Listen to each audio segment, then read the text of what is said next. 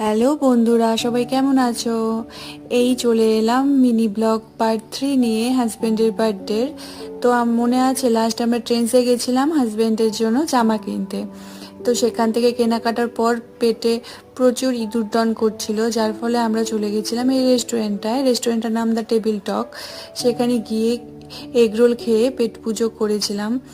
বেশি কিছু খাওয়া যায়নি, কারণ বাড়িতে গিয়েও তো খেতে হবে, নয়তো ভাত না খেলে তখন খেতে হবে বকা, যেটা আমরা একদমই চাই না। তাই এখানে এগরোল খেয়ে আমরা চলে গেছিলাম। আর এই যে লিফট দিয়ে নামার সময় হাজবেন্ড খুব ভয় পায়, একটা হাজবেন্ডের ব্যাড এক্সপিরিয়েন্স আছে লিফটে। তো যার ফলে ও উঠতে খুব ভয় পায়, তাই ও যখনই লিফটে ওঠে তো এইভাবে চোখ বন্ধ করে নেয়। আর আমিও এই সুযোগটা কোনো হাতছাড়া করি না, ওকে খেপাতে থাকি। তো তোমাদের কি এরকম কোনো লিফটে ব্যাড এক্সপিরিয়েন্স আছে? তোমরা তাহলে কমেন্টে জানাতে পারো। আজকের মিনি ব্লগ এই অবধি, টাটা।